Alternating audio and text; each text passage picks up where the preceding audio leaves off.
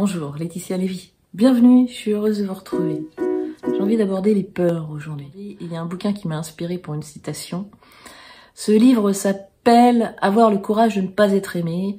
Dans les éditions Guy-Triadel, il est écrit par deux Japonais et ils nous disent que vouloir dominer ses peurs, c'est comme vouloir assommer une ombre. C'est impossible. Bah ouais, mais attends, moi j'ai peur pour ma retraite. J'ai peur pour l'avenir de mes enfants.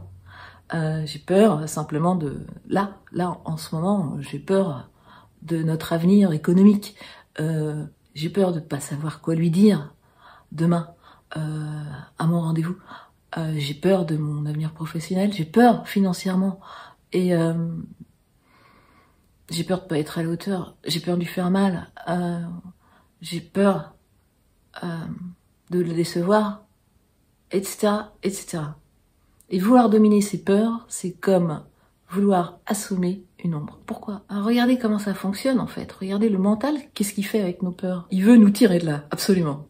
Donc hop, c'est solution, solution. Il se met en mode solution, solution, un échappatoire. Donc le mental, il nous embarque dans un manège. On est en train de faire un tour de manège. Et en pensant que ce tour de manège va nous conduire quelque part. Quand on fait un tour de manège, si on n'a plus envie de tourner en rond, il suffit de descendre du manège. Je ne dis pas que c'est facile, mais je dis que c'est possible. Par exemple, on appréhende un événement, on appréhende une rencontre, et le mental, qu'est-ce qu'il va faire? Il va chercher dans le passé quelque chose qui va prouver qu'on a raison. Et on rentre ensuite dans un processus qu'on entretient. Et on repart dans un tour de manège. C'est important de le voir ça, juste de le conscientiser. On est parti dans le passé. Hein? Le passé, maintenant, il est fini, il est imaginaire. On n'est pas la même personne que dans le passé. On a plus de ressources, on a plus de moyens, on a vécu d'autres choses. Donc, est-ce que c'est possible qu'on revive le passé? Voilà.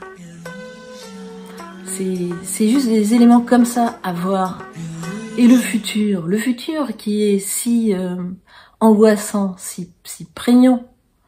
Si on le voit de plus près, est-ce que c'est vrai? Le futur, pour le moment, il n'existe pas. C'est le passé qu'on va calquer sur le futur. Il n'existe pas. C'est de l'imagination. Voilà, en fait, l'idée, c'est de revenir à soi, parce que là, vraiment, on manque de présence à soi.